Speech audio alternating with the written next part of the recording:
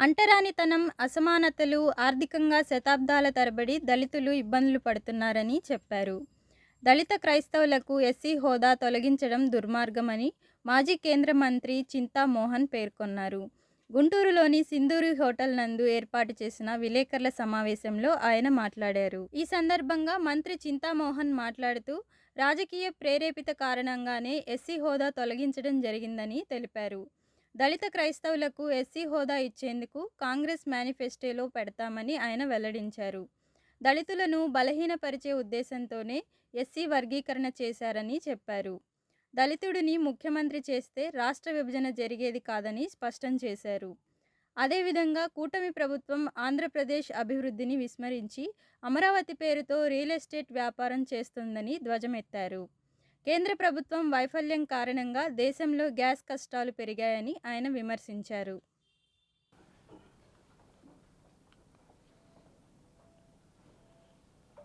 దళితులు, ఎస్సీలు, మాలా మాదిగలు గత 5,000 సంవత్సరాలుగా కష్టాలు పడుతున్నారు. అంటరానితనం, అసమానతలు, ఆర్థిక ఇబ్బందులు, అన్నిటితో ఇబ్బందులు పడుతున్నారు. మరి స్వతంత్రం వచ్చింది, కాంగ్రెస్ పార్టీ ఎస్సీలకు 15% రిజర్వేషన్లు ఇవ్వడం జరిగింది. ముందు 14, తర్వాత 15. గత 75 సంవత్సరాల్లో కొంత ప్రగతిని సాధించారు. విద్యా రంగంలో కానీ, ముఖ్యంగా ఆర్థిక రంగంలో నాకు తెలిసి ఒక 5-10 మంది తప్ప ఎవరు ముందుకెళ్ళినట్టుగా నాకు కనపడటం లేదు. మరి మొన్న సుప్రీంకోర్టు జడ్జిమెంట్ వచ్చింది. ఎవరైనా ఒక మాల కానీ మాదిక్ కానీ ఒక బైబిల్ ఎత్తుకొని చర్చికి పోతే ఆయన బ్రాహ్మడు అవుతాడు అన్నట్టుగా జడ్జిమెంట్ వచ్చింది. లేకపోతే రెడ్డి, కమ్మ, కాపు అవుతాడు. కాలేరు, ఇంకొక 1000 సంవత్సరాల్లో కూడా కాలేరు. మరి విశ్వాసం, ముఖ్యంగా ఎన్నో హాస్పిటల్స్ వచ్చాయి గుంటూరు ప్రాంతంలో, ఎన్నో విద్యా సంస్థలు వచ్చాయి. వీటన్నిటికీ వెనకాల క్రైస్తవ సమాజం, క్రైస్తవ మిషనరీస్, వీళ్ళ వల్ల వీళ్ళు బాగుపడ్డారు. కొంత కాస్తో కోస్తో పేర్లు కూడా మార్చుకున్నారు కొంతమంది. అంత మాత్రాన వాళ్ళ కులం మారదు, రక్తం మారదు. ఒక మాల పోయి కాపు కాలేడు, ఒక మాదిగ పోయి బ్రాహ్మడు కాలేడు బైబిల్ పట్టుకున్నంత మాత్రాన. అదే గిరిజనులు బైబిల్ పట్టుకుంటే వాళ్ళు గిరిజనుల స్టేటస్ వాళ్ళకు ఉంటుంది. నార్త్ ఈస్ట్లో, ఈశాన్య రాష్ట్రాల్లో ప్రతి గిరిజనుడు చర్చికి పోతాడు, అక్కడ మాత్రం గిరిజన స్టేటస్ ఉంటుంది. గుంటూరులో కానీ, రాజమండ్రిలో కానీ బైబిల్ ఎత్తుకొని చర్చికి పోతే ఆయన అగ్రవర్ణం అవడం అనేది జడ్జిమెంటు, అది తప్పు. అది వాళ్ళకి అన్టచబిలిటీ, అంటరానితనం అంటే అస్సలు తెలియదు. వాళ్ళు పైన ఢిల్లీలో ఉన్నవాళ్ళు ఒక్కరోజు కూడా ఎస్సీ కాలనీలు 50-60 సంవత్సరాల్లో పోయినట్టుగా నేను ఎక్కడా వినలేదు. ఇటువంటి వాళ్ళు ఇచ్చేటువంటి నిర్ణయాలు రాజకీయ ప్రేరేపితంగా ఉన్నాయి. భారతీయ జనతా పార్టీ, ఎన్డీఏ ప్రభుత్వాలు అధికారాలకు వచ్చిన తర్వాత దళితులని అణగదొక్కాలి, దళితులని బలహీనం చేయాలనే ఉద్దేశంతోనే వర్గీకరణ తీసుకొచ్చారు. ఏం మునిగిపోయిందాడా వచ్చిన తర్వాత? ఏం బాగుపడ్డారు దళితులు? ఆంధ్రప్రదేశ్ రాష్ట్రంలో చంద్రబాబు నాయుడు కూడా ఏదో గీవోలు పాస్ చేశాడు. ఏం వచ్చింది అభివృద్ధి? ఎక్కడుంది అభివృద్ధి? నేను తెలియజేస్తున్నాను చాలా సూటిగా, కాంగ్రెస్ మేనిఫెస్టోలో పెట్టిస్తాం. రాబోయేటువంటి ఎలక్షన్లో, రాబోయేటువంటి రోజుల్లో దళిత క్రైస్తవులకు కూడా దళిత ఎస్సీ స్టేటస్ ఇస్తాము. మేము మేనిఫెస్టోలో పెట్టడమే కాదు, పార్లమెంట్లో పెట్టి రాజ్యాంగ సవరణ చేసేంత వరకు నేను వదిలిపెట్టను అని తెలియజేస్తూ, చాలామందికి తెలియదు ఎస్సీల గురించి. ఎందుకు రాష్ట్రం రెండైంది తెలియదు చాలామందికి. మరి ఊహించి చెప్పారు. కామ్రేడ్ హరికిషన్ సింగ్ సుర్జీత్ ఎక్కడున్నాడో, కామ్రేడ్ సిపిఎం నాయకుడు కాంగ్రెస్ పార్టీకి చెప్పాడు 2004లో రాజశేఖర్ రెడ్డి వద్దు ముఖ్యమంత్రిగా. ఇది ఊరుకో చెప్పింది కాదు, సోనియా గాంధీ గారికి 8 తీన్మూర్తి లేన్లో చెప్పాడు ఆయన. ఎవరిని డిసైడ్ చేయాలి ప్రధానమంత్రిగా, మన్మోహన్నా ప్రణబ్ ముఖర్జీనా అనే విషయం వచ్చినప్పుడు ఖచ్చితంగా తెలియజేశాడు కామ్రేడ్ హరికిషన్ సింగ్ సుర్జీత్ ఈ రోజున్నటువంటి సోనియమ్మ గారికి. అమ్మా ఒక ఎస్సీని చెయ్యి ముఖ్యమంత్రిగా అని చెప్పాడు ఆంధ్రప్రదేశ్ రాష్ట్రానికి. అబ్బా అది కాలేదు, రాజశేఖర రెడ్డి ముఖ్యమంత్రి అయ్యాడు. నేను ఎందుకు చెప్తున్నానంటే దళితులకు ఇవ్వాల్సినటువంటి ప్రాధాన్యత ఇవ్వనందువల్లే ఆంధ్రప్రదేశ్ రాష్ట్రం రెండైంది. చాలామందికి తెలియదు ఇది. హైదరాబాదు పోతే బాధపడుతుంటారు, అయ్యో భాగ్యనగరం పోయింది, భాగ్యనగరం పోయింది. ఎందుకు పోయింది? నిర్ణయాలు సరిగ్గా లేక.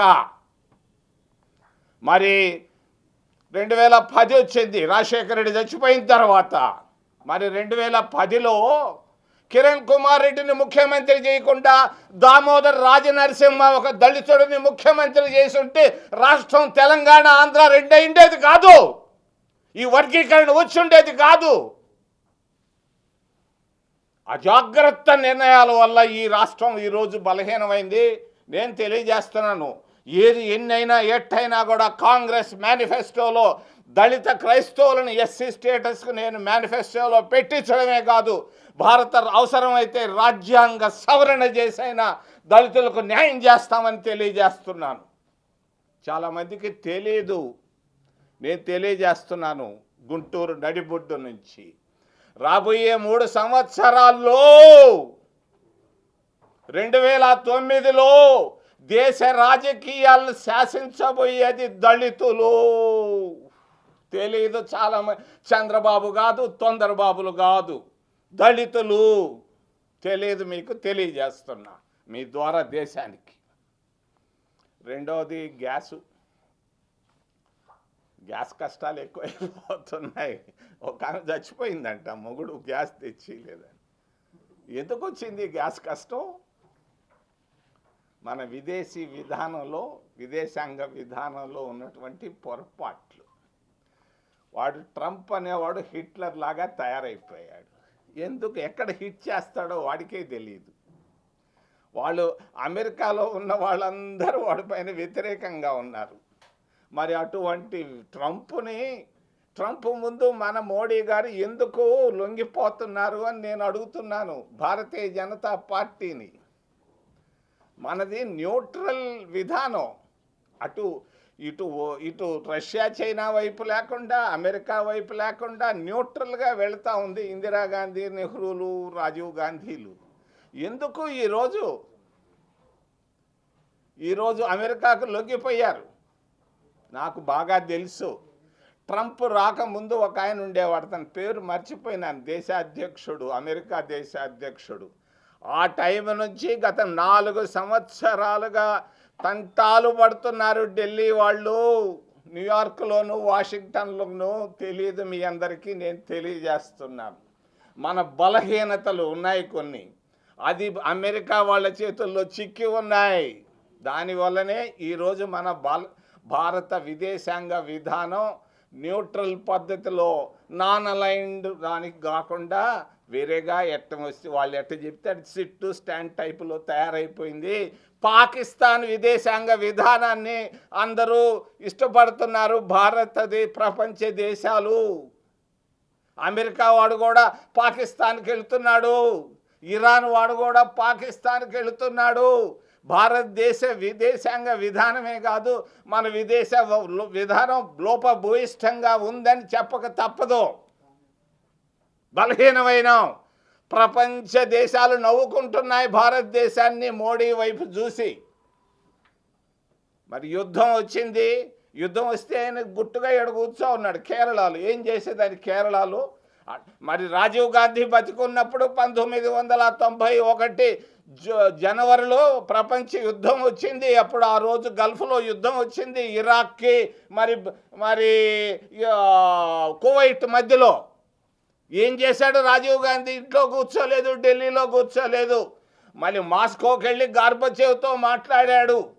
గార్బచేవ్ దగ్గర నుంచి ఇరాన్ టెహరాన్లో కూర్చొని ప్రపంచ అధినేతలందరితో మాట్లాడాడు. ఫిబ్రవరి 24 నుంచి ఫిబ్రవరి 28, 1991లో గల్ఫ్ యుద్ధాన్ని ఆపినటువంటి ఘనత రాజీవ్ గాంధీ గారికి, కాంగ్రెస్ ప్రభుత్వానికే దక్కిందని చెప్పుకోక తప్పదు. ఇది వాస్తవం.